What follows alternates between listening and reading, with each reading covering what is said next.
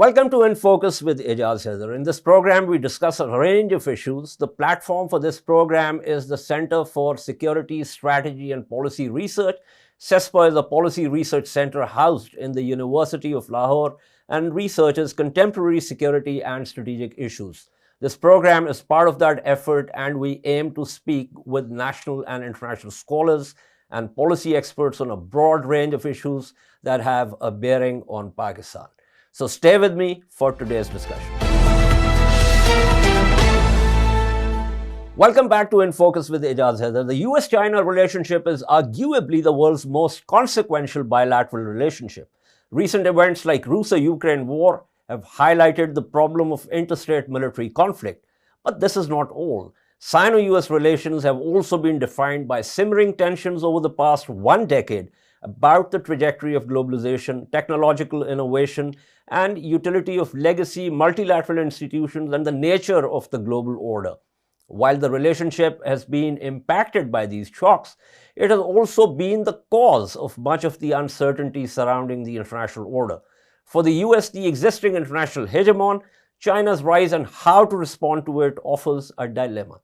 What place for China is acceptable to the US? It would be unrealistic to completely ignore China's concerns. It would equally be problematic given peer competition to allow China to challenge US primacy. In the end, it is about the nature of the post-World War II global architecture and world leadership. Interestingly, and not least ironically, while the US continues to press for adherence to a rules-based international order, US actions indicate a much more ambivalent and at times hostile attitude towards multilateral bodies and organizations and institutions that have shaped the post-World War II order. China is also dissatisfied with the existing international order, though for different reasons. Beijing considers the status quo overweighted in favor of the US and its Western allies, and therefore ill-equipped to address 21st century challenges on terms it agrees with. To address what it perceives inequities, China is striving to shape global governance institutions from within. Simultaneously, it is creating its own set of parallel and overlapping initiatives. To discuss the US-China relations and the triangle that also includes Russia, equally dissatisfied with the current architecture, I have with me Professor Rana Mitter. Professor Mitter, currently Masters, St. Cross College, Oxford, is a historian and a leading authority on China. He is the author of several books, including Modern China, A Very Short Introduction, and the award-winning A Bitter Revolution, China's Struggle with the Modern World. His most recent book, China's War with Japan, 1937-45, The Struggle for Survival, was named as a 2013 Book of the Year in the Financial Times, and The Economist was named a 2014 Choice Outstanding Academic Title and won the 2014 RUSI/Duke of Westminster Medal for Military Literature. Rana, thank you so much for being on the program. It's been after a hiatus of, I think, 2 years or so, so it's always great to talk to you. So give me a sense of, let's try and sort of pass this, starting with what I said about the US dilemma. So the US has to, for various reasons, reach out to China, get its cooperation, climate change being one such, but at the same time to try and retain its primacy. So there is obviously a tension between these two requirements. So let's start with that. Ejaz, great to be back on InFocus as well, and let's not leave it so long till the next time. Now, I think one of the ways to try and understand what's happening in US-China relations is to think as a metaphor about the difference between what's happening with the weather and what's happening with the climate. The weather is short-term and it has ups and downs which you can measure over days and weeks. The climate is much more long-lasting and shifts in a much more definitive basis. And while I think the weather is better between the US and China in terms of their relations, I think the overall climate is still very worrying for a whole variety of reasons. So in that sense, you might say it's like the climate of the planet as well. In terms of the weather, let's take just one example because it was very striking. And that was the meeting just a few weeks ago at Bali, the G20 meeting at which many of the world's major economies actually met. I think it was significant that Xi Jinping and Joe Biden met, had a civilized conversation, talked to each other in terms of the need to get along. And actually, there were some quite significant US figures. I'm thinking of people like the head of China for the National Intelligence Council, Laura Rosenberger, who visited Beijing shortly afterwards and had, again, what sounded like calming and reasonable conversations. So that's good news. Let's not be in any way in doubt, but that's much better than the very scratchy, very angry language we heard at the end of the Trump administration and the beginning of the Biden administration. But what about that wider climate that I mentioned? Well, I think there are a whole variety of areas that mean that the interaction and almost interlocking nature of the China-US relations, what a variety of scholars, including the British-American historian Neil Ferguson, have called Chimerica, the combination of the countries, that I think is over. Instead, if we look at technology, we can see a whole variety of areas where the two countries are going to slowly but surely get further apart. And in terms of areas such as geopolitics, I think the fact that the South China Sea, where a lot of US allies, including the countries of Southeast Asia, the Philippines would be an example of that, are beginning to get more and more worried about Chinese encroachment in the region. And China argues that, well, it's its own backyard. That is going to be hard to resolve. And the final issue I would put on there is what you might call values more broadly speaking. The United States is going to continue to press on human rights issues in places such as Hong Kong and Xinjiang.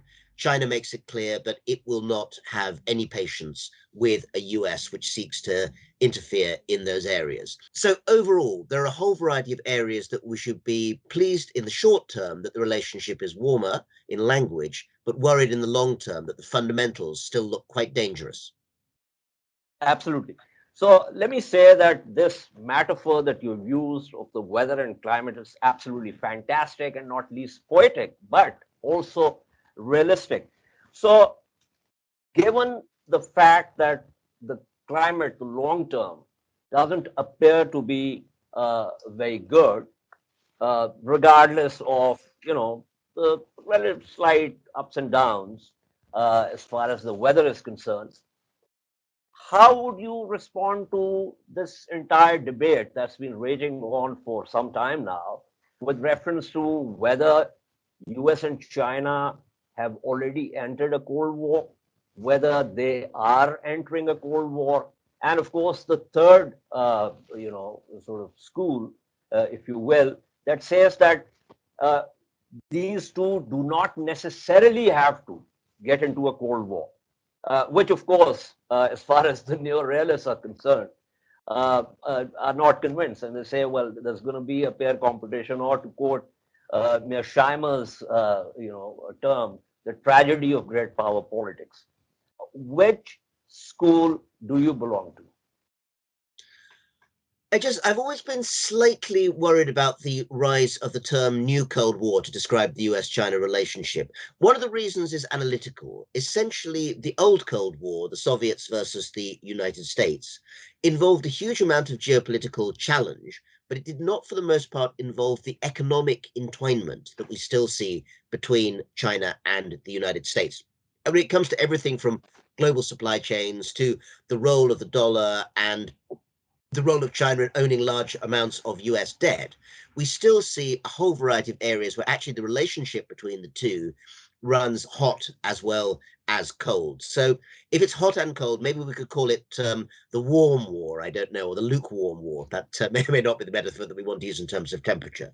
But let's be serious about why this matters in terms of analyzing the issue. I mean, people like John Mearsheimer, who, of course, I have to say, he's an American international relations specialist.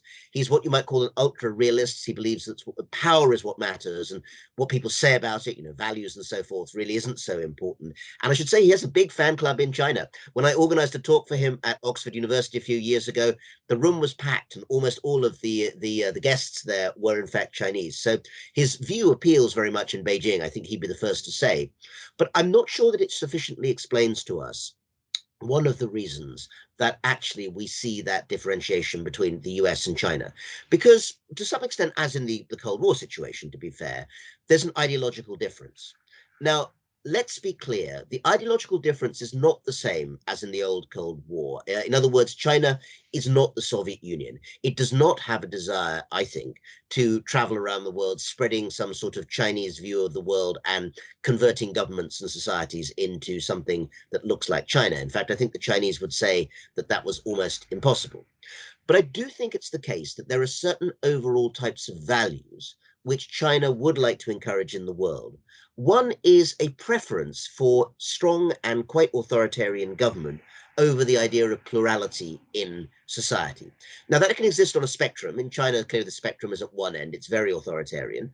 Other countries where they operate, there's more space to breathe. But at the same time, I think that will be their preference, along with, I think, actually a very strong idea that a sort of general economic welfare and economic growth is the primary goal of a flourishing society. That is not a goal that's completely separate from that of the liberal world, but it is in some ways quite different. And so I would go as far as to say that that forms a sort of ideological difference between the two. And I think, sitting where you are in Pakistan at the moment, you can see the way in which some of these ideas play out in terms of China's assistance to partner countries which it's had a long relationship with, and the kind of way in which the United States seeks to push back and present its own narrative of what is going on. Right. Now, so here's the thing. Uh, since you mentioned Mearsheimer, I actually had Mearsheimer a couple of years ago on our Afkar-e Taza session. Oh, great. I did one with you also, if you recall.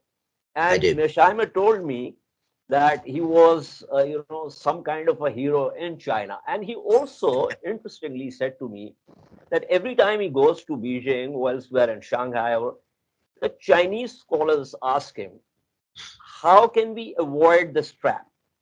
And Mearsheimer said to me that he told them that they cannot. The only way they can actually avoid this trap is if they keep generating wealth without really, advancing their military capabilities. In which case, the United States will be fine. But if that wealth is also going to actually go into R&D and new weapons, new technologies that have military applications, then this trap, they cannot avoid this trap. Having said that, it seems to me that as far as China's ideology is concerned, as far as the authoritarian system is concerned, as far as human rights violations are concerned, the US wasn't particularly, of course, the State Department keeps putting out reports, and they did that, 20, 25 years ago also. But that wasn't the focus. And the focus began to shift with back in during Obama's days, when there was talk about the Chinese stealing technologies, the Chinese kind of hobbling the U.S. companies, and the Chinese actually getting in a major way into R&D, artificial intelligence, computing, and the rest of it. So it seems to me that rest of it is somewhat tangential to the actual problem that the U.S. witnesses with reference to China. So if you could respond to this quickly, because I want to get to the other part of it that you talked about, the economy and trade. I can respond very quickly because I think you put your finger exactly correctly on what the issue is. It's not that China is the only country in the world which has a very abusive relationship with some of its ethnic minorities, or which restricts civil liberties and free media. That happens in a lot of countries. But I would say that of all the major economies in the world, the only one which is directly competitive with the United States and which has a military attached to it, which is a world-class standard, is, of course, China. Russia has the military, or at least it used to until it launched this foolish war in Ukraine, but it doesn't have the economy. India may one day have the economy, but certainly doesn't have the military capacity or desire. China is the only one that ticks both of those boxes. That is where the difference lies. Absolutely. Now let's get to trade, and I have some figures here. Now it says that starting with Trump, of course, even before Trump, there were sanctions and counter sanctions, but Trump is really a watershed of sorts. The trade war has imposed significant costs on both economies, In 2018-19, US imports from China fell by 16.3% to a level not seen since 2013, and exports to China fell by 11.5% to a level last matched in 2011. Trade recovered in 2021, but imports are back only to their 2017 level. Now, uh, this is not just specific to the US-China thing. What we have seen is, and this is also in terms of the weaponization of the dollar and sanctions and the rest of it, where we have seen, and the US's movement away from WTO. Uh, what we have seen is that the neoliberal global trade order seems to be dying a slow death, and we kind of shifting to what Lutwak spoke of as geoeconomics, where you're going to trade among the allies cooperatively, but at the same time have coercive economic diplomacy against adversaries that you're going to sanction. So I think there is a shift from that, from a win-win or perceivably win-win situation, to a situation where supply chains are being relocated, in keeping with who you're going to sanction. So is that a major shift, and also a shift that's going to impact Sino-US relations? It's a very major shift, Ejaz. You put your finger on it. I think this is going to be one of the biggest changes in the 2020s and into the early 2030s. There's another term that's being heard more and more that you didn't quite mention, but I'll put that in there as well. That's the term friendshoring. In other words, it's a version of offshoring, but it refers to making sure that your supply chains are in countries that you feel are reliable. And again, for many Western countries, the implication, or indeed the pretty blatant statement of that, is that placing your supply chain in China, which is not considered to be a friend anymore, is not part of that process. So that's why, for instance, Southeast Asia and various parts of the emerging markets of that region are becoming interesting and exciting to a variety of liberal actors. I'd single out Vietnam as one place in particular, where there's a lot of interest, even though it's also, of course, a communist authoritarian state like China. Its orientation, fascinatingly these days, is towards the United States, and that means that it has a rather different place in that geopolitical sphere, as well as, of course, capacity for a certain amount of high tech and a low cost labor force. So lots of factors come together, some of them economic, some of them political. But let's just take a quick moment to also look at the implications of your overall question, Ejaz, because I think you've put your finger on something that is a really interesting contradiction. I know, if I may, having read some of your journalistic writings at a high level, that the Chinese idea of contradiction, that two things that may not agree with each other have to be worked through, is something that you have an interest in. And let me give you one contradiction here. International trade theory, at its purest, argues that you go where the production is cheapest. And that's what the world has done for the last 25 to 30 years. But national security implications in China, in the US, in many countries say, even if it costs you more, you have to find ways to manufacture and keep your supply chain safe in countries where you think you can essentially control what's going on. And let's be honest, these are two contradictory elements. And one result, I would predict, is in the next few years, in some areas, prices will rise on certain items, because it's not possible to have the cheapness of production in China while basically excluding it from the global supply chain. There's simply no equivalent to China in terms of size, scale, and capacity in the global economy. India is talked about sometimes, and in perhaps 5, 10, 20 years, there may be some sort of competition there. Pakistan is a growing economy, yet may yet have more to offer to the global supply chain. But I don't think either of those countries is going to be the equivalent of what China is today. That's right. And that's a very important point.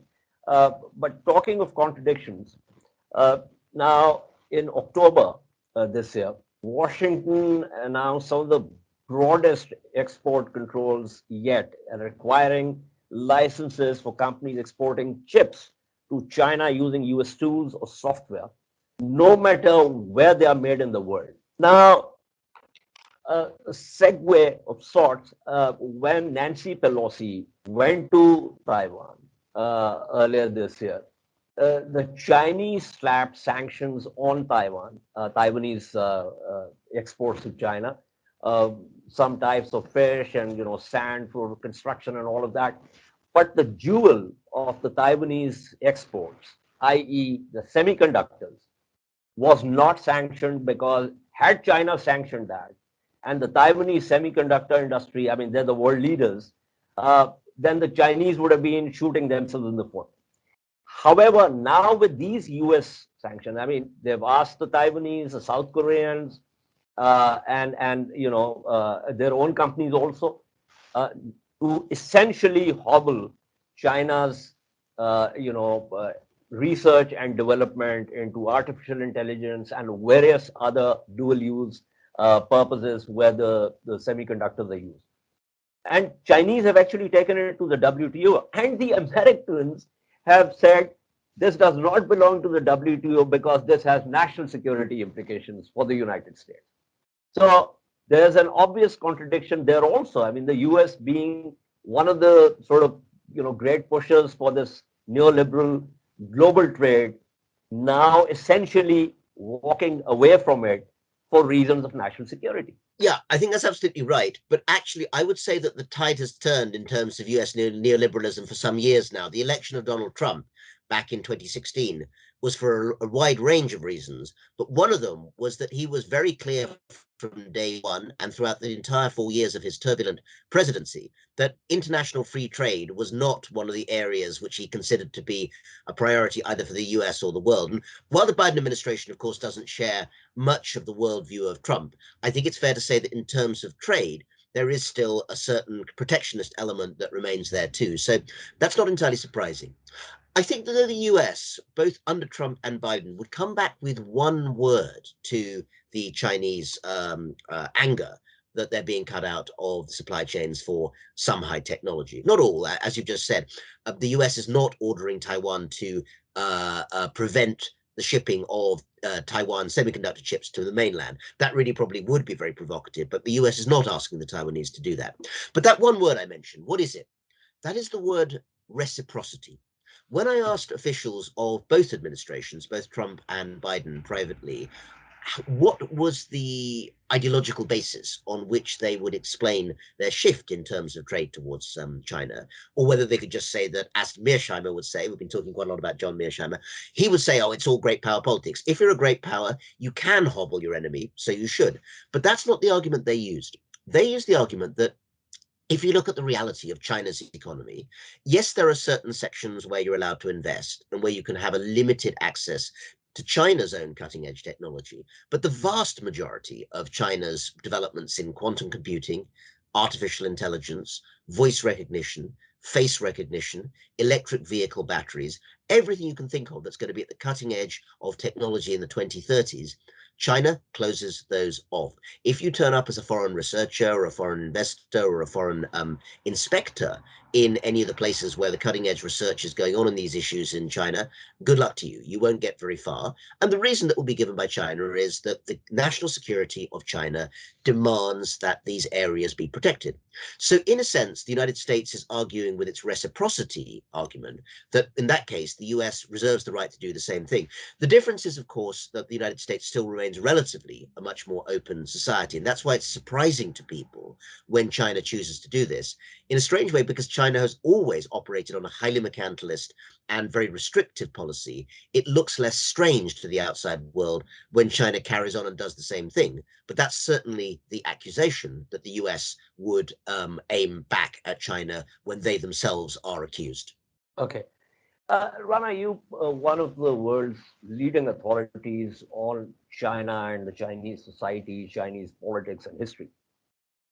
Give us a sense of what are the changes you're witnessing? Not just, of course, that's a very important part of it, the application of technology to the control of a society, but also in terms of Xi Jinping's worldview, his sort of movement away from the leaders that preceded him, starting with Deng Xiaoping, and also his sort of shall I say reforms or regression in terms of the tenure for who will lead China. So, are you seeing something which is going in a positive direction, or are you looking at greater authoritarianism? Because He has also, in fact, sort of arrested in a way, so to speak, the development of many Chinese tech giants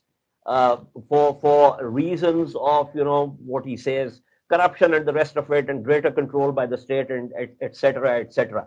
So, what are those changes?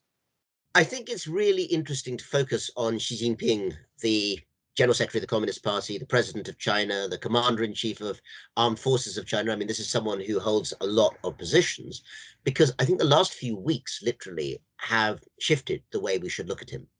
When he held the party congress back in October, the 20th Party Congress, he looked unassailable. He had knocked out every single one of the opponents within the leadership. I mean, they were never even straight opponents, but at least people who took a slightly different view on the economy and some of the other issues, including opening up over COVID.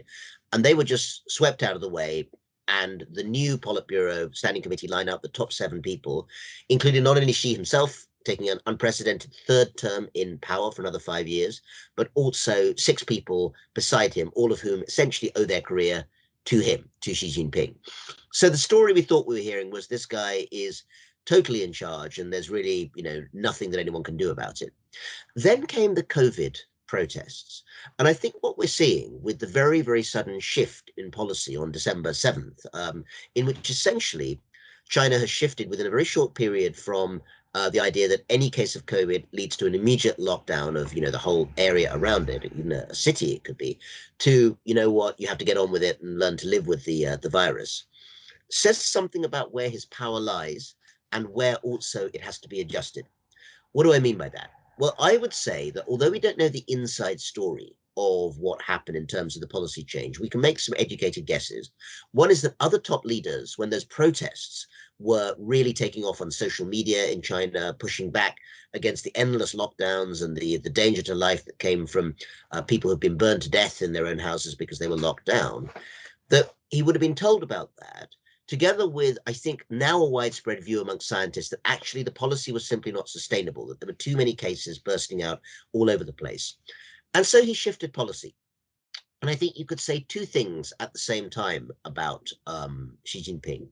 One is that it means that he is potentially vulnerable in some ways. Even he cannot defy reality and say, even if people are basically destroying their economies and their lives and their mental health and still getting sick, we're going to continue this lockdown policy.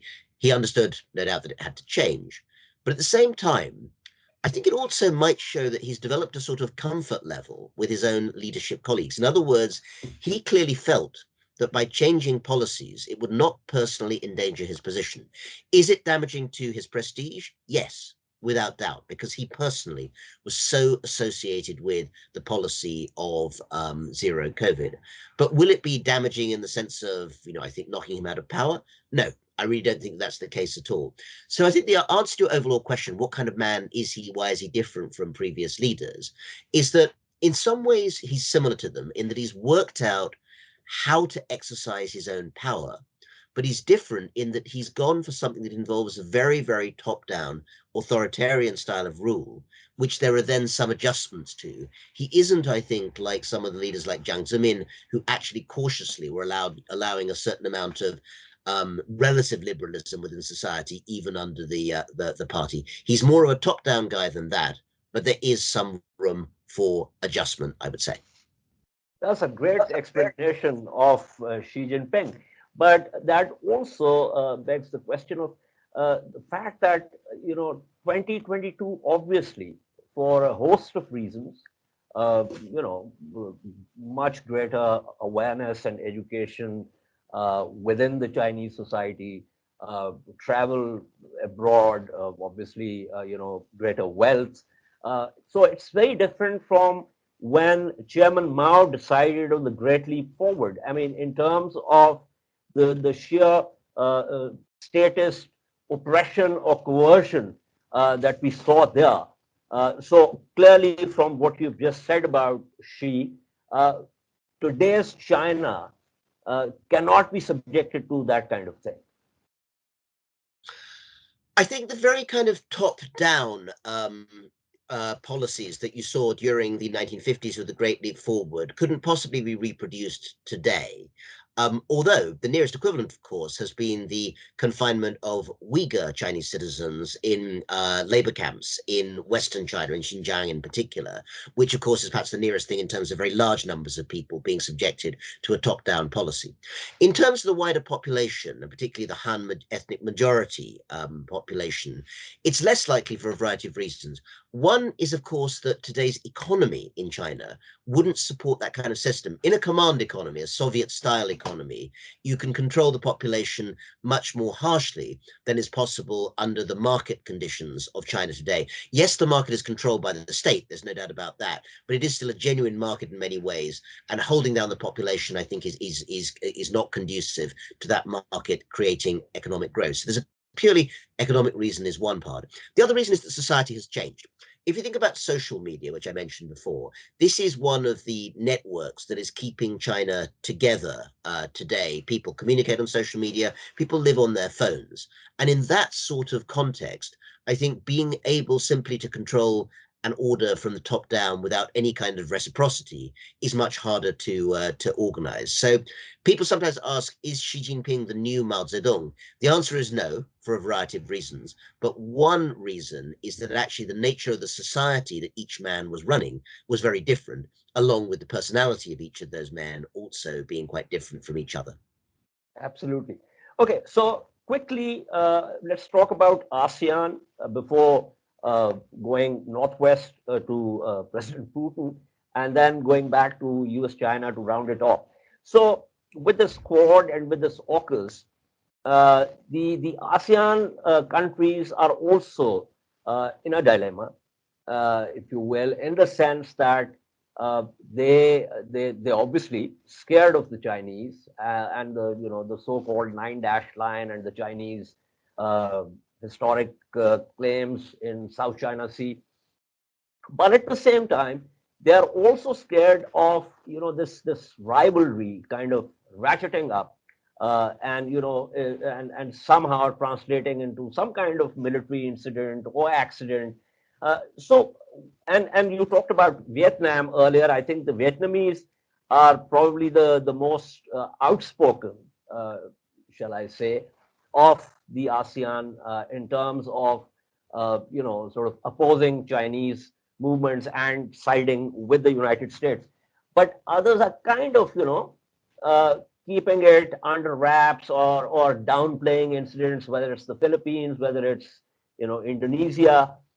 So give us a sense of this dilemma that the ASEAN countries have with reference to A, China itself, and B, the Sino-US rivalry.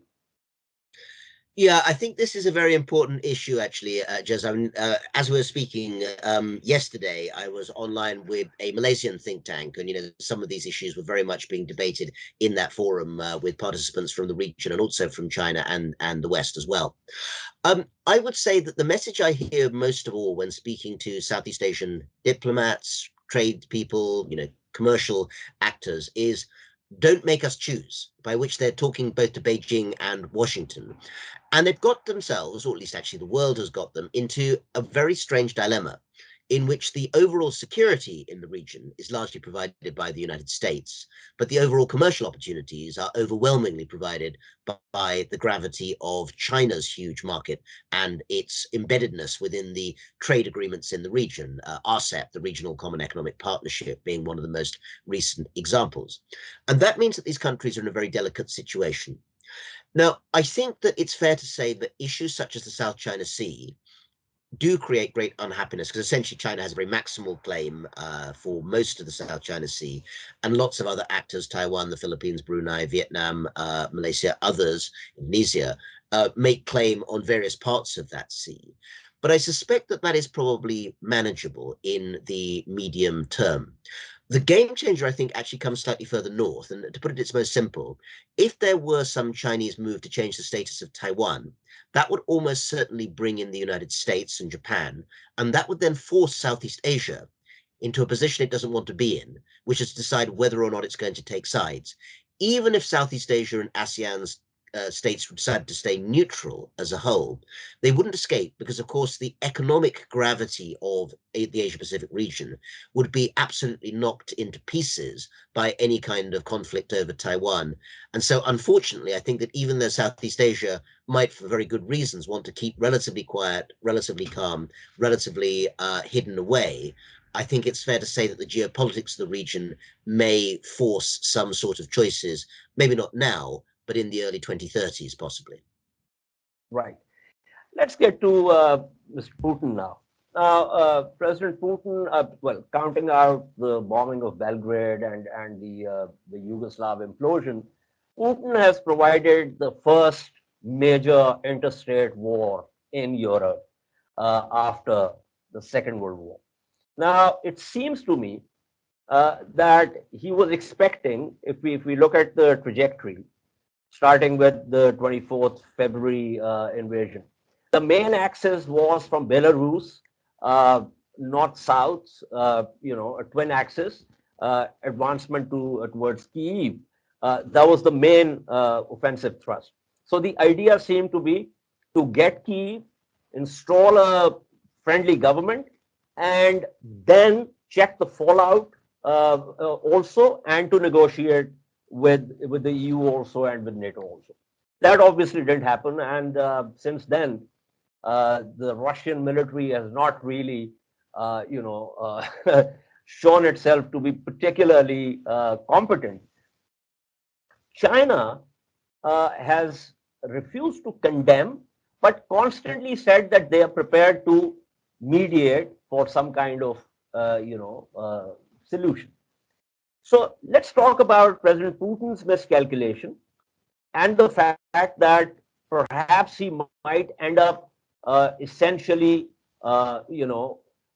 bargaining for resurrection, which means that he's going to double down on what he's doing now because he can't seem to lose. That's going to be a personal failure also. It could impact his political position within Russia, but also the hit that the Russian economy is taking. Exports to China have risen by 50%, and yet the Chinese are very careful in terms, I mean, they have not circumvented any sanctions against Russia. So let's talk about Putin's miscalculation or slash calculation and how the Chinese are looking at it. Yeah. I think the Chinese leadership and Xi Jinping in particular are almost certainly very, very angry with Vladimir Putin because they have put China in a position that China does not want to be in. Now, as of now, maybe one day historians will get the papers, but as of now, we don't have the full documents to let us know exactly what Beijing knew back in February of this year when the Winter Olympics saw a meeting between Xi and Putin and the declaration of friendship without limits. But I think most people think that certainly the Chinese knew something was going to happen, but the idea it would be this all-out full war against Kyiv, I think, was almost certainly not what they expected. They expected something a bit smaller and more focused. But then when that happened, had the Russians done what they expected to do, which was to take the whole country very, very quickly in a lightning strike and then bring it to heel, I don't think Beijing would have objected. Frankly, Xi Jinping would have let them kind of get on with it. But that's not what happened. And essentially, the Chinese repeatedly now are being brought by the rest of, certainly the Western world, into a position where they're having to make statements in choosing between their partner, Russia, and their wider relationships with the broader world. So to some extent, this is not about the Chinese relationship with the US, because actually that relationship, as we've said, is in some ways quite bleak already. It's partly to do with issues such as China's relationship with Europe. So for instance, Chancellor Olaf Scholz of Germany visited Beijing in November. The United States was not very pleased about that, but he did go. And one thing he appeared to get was a statement from Xi Jinping saying, it is unthinkable that nuclear weapons could be used anywhere. Yes. And this was taken as a sort of, dig or a kind of criticism of Vladimir Putin in that case.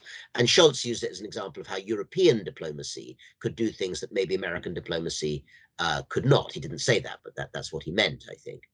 Now, This, I think, puts Xi Jinping continuing from this in a difficult sort of position, because he has to work out just enough criticism of Russia to be able to keep other countries in line and to keep them friendly. But at the same time, he actually doesn't want Russia to collapse. I don't think he cares if they lose Ukraine. I mean, basically, he never intended for them to have that in the first place. But he doesn't want a failed Russian state on his border that collapses in itself under a coup or some sort of political change that really makes things difficult for China. So as a result, that's why I think he's got into this quite difficult position of, on the one hand, supporting Russia by taking fossil fuels, gas, oil, still purchasing those, getting them at a good price, but not, for instance, voting yes in the United Nations, and instead voting abstain when it comes to the actual legality, and also getting his foreign minister, Wang Yi, to say that China does recognize the territorial integrity of Ukraine. So at the moment, China's trying to have it every single way. And that's probably sustainable for a few months, but whether it in the end creates an endpoint that enables China to make a resolution, I think that makes it hard. And Russia certainly has no intention of making things easy for Beijing. So all in all, she continues to have a problem with that. Absolutely. Um, Putin actually admitted, and it was kind of a surprise admission uh, in Uzbekistan about China having questions and concerns about what was happening in Ukraine. And then Victor Gao, who is one of the top analysts. He said you're talking about huge investments, either invested by China directly or with China serving as contractors. And he cited damages to China invested shipbuilding projects, iron and steel mills, highways, and other infrastructure projects. So there is, in addition to various other factors, there's also the issue of the kind of hit that the Chinese are taking economically because of this invasion, in terms of fuel prices, disruption of supply chains, grain, etc., etc.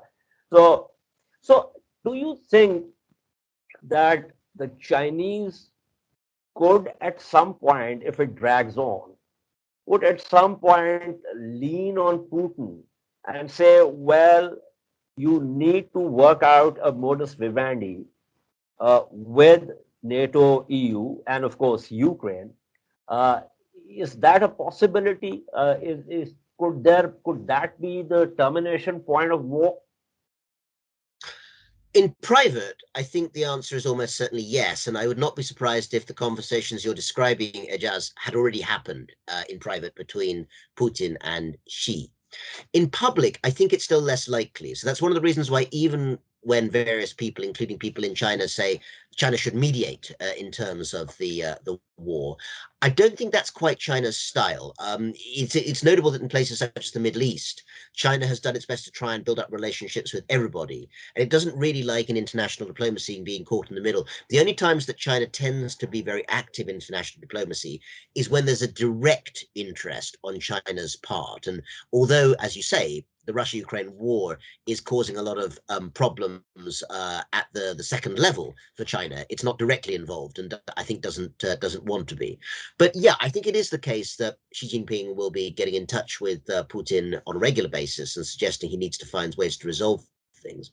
The problem is this, in a strange way, because Xi clearly does understand nationalism very strongly. His language about Taiwan makes that clear. I suspect that even the Chinese are probably not all able quite to penetrate the level in which Putin has become caught up in his own narrative about the need to recreate the old Russian Empire. And because that's essentially a non-rational strategy, it's about sentiment and nationalism. It's not really about economic rationality. The Chinese, possibly like the West, may underestimate the level to which it's possible that Putin is willing to essentially sacrifice his own people and plenty of others simply on the grounds that he refuses to be seen to be defeated. So if the Chinese are having those secret conversations, and I kind of hope they are, then they need to be able to work out a way that Putin can save face. And it's not clear to me exactly what that would be. Right. Anyway, we've already talked about the long-term climate between China and the United States, but finally, uh, during the Cold War, uh, there was the Soviet Union, and China ideologically and economically, and also perhaps militarily, was initially considered to be the Soviet Union's junior partner. Until, of course, there was a fallout between the Soviet Union and China. Now, very clearly, uh, China is a senior partner in this strategic friendship, framework. Uh, but do you think it could be possible in reverse at some point for Russia and China to fall out, just like the Soviet Union and China fell out during the Cold War? Russia, well, the Soviet Union and China in the Cold War essentially fell out for ideological reasons. It was about the interpretation of socialism and its international effects, and also to do with the personal rivalry between Mao and Khrushchev. Mao both was in some ways angry at Stalin, but he always respected him. But when Stalin died and Khrushchev came in, Mao had no respect for him at all, and pretty much vice versa. I don't think the Putin-Xi relationship is either as warm as the Mao-Stalin relationship was, nor is it as cold as the Mao-Khrushchev relationship was. And therefore, I think it sits more in the realm of pragmatism. For that reason, I don't think that the kind of falling out, the kind of ideological falling out that you're talking about is very likely. But a distancing, yeah, I think that is quite possible. I I think will. that China think, yeah, go Okay, on. let me clarify. I mean, you're absolutely right in terms of the ideological falling out. But I was thinking more in terms of the fallout of that falling out with Mm, reference to territorial disputes and military competition between the two. I mean, the Usuri River conflict was short and sharp, but I mean, it kind of symbolized uh, yeah, the nature of relations or how adversarial they had become. So, yeah, I was thinking more in terms of that rather than simply, yeah. a Mao Khrushchev or Xi Putin Yeah. relationship. Yeah, well, personalities do matter, but no, I see the wider point. I think in terms of that specific border dispute, that's not going to happen because essentially that was resolved in the late 1980s, and that won't come back. But if you're looking for one area where a distancing between China and Russia could lead to potentially friction, it is Central Asia. Because in Central Asia, it's one of the few areas where they have shared interests, or rather, they both have interests, but those interests are not shared. Russia has obviously always considered Central Asia since 1991 as its own backyard. Technically, those countries, they would say, are independent, but they're really part of the Russian Empire of old in the way that Ukraine was. China doesn't agree with that at all and seeks to use the Belt. I mean, the Belt and Road Initiative was announced in Central Asia, in Astana, if I remember correctly, and it regards that very much as its own economic backyard. Now, so far, there's been no real public friction between Russia and China about their differing interests in Central Asia. But if you go there on the ground, you'll find that plenty of people do see it as a real rivalry. And if I had to look for somewhere where there could be scratchiness between the two, then Central Asia could be an interesting place to look for that, I would say. I think you've hit the bull there. So finally, with reference rounding off with the US China thing, you mentioned Taiwan. Um, Among the various issues, it stands out. Uh, I was earlier this year, I was doing a report for a think tank in Islamabad with reference to AUKUS and Quad and the implications for Pakistan. So I went and I started looking at statements. In fact, I had sent you some questions also, and you are also cited in the report. Uh, so I was looking at the sort of trend line, if you will, that every time either the US said something or did something with reference to Taiwan, or there was some internal political development within Taiwan, which then the Chinese would respond to, and suddenly the rhetoric would become sharp. And then there would be a drop and a lull for some time until something else happened. So it seemed to me, and correct me if I'm wrong, my own impression was that the Chinese were kind of reacting every time something happened, which they thought uh, was an effort to dilute their claim over Taiwan. Yes, I think it's fair to say that what's been happening in the last few months is, of course, an extension of a story that's been going on since 1949, since the People's Republic regards Taiwan and the unification of Taiwan as the last unfinished business of the Cold War from China's point of view. But in the short term, they also regard US policy essentially as provocative. There is, though, a very, very important element. And I actually was talking to a think tanker from Beijing just the other day about this. I asked one question, which seems to me, really quite central to all of this. I said to this person from Beijing, how much time do the think tankers and policymakers in Beijing spend thinking about the way it looks from Taiwan? How 23, 26 million people who are increasingly concerned about their own fate are taking actions because they're worried that they may end up like the people of Hong Kong, who, of course, had many of their freedoms basically constrained or taken away a couple of years ago. And his answer, which was very frank, was actually, I don't think they spend much time thinking about that at all. And I think the difficulty comes is if this is reflected as an issue about the US and China, and actually the slightly straw man of Taiwan independence, I can tell you now that there's no majority in Taiwan voting for independence, and every opinion poll that looks for it actually makes it clear the island understands perfectly well that would be very dangerous, and they don't intend to provoke Beijing that way. So Beijing bringing it up over and over again is more a way of creating a sort of red line that isn't actually there.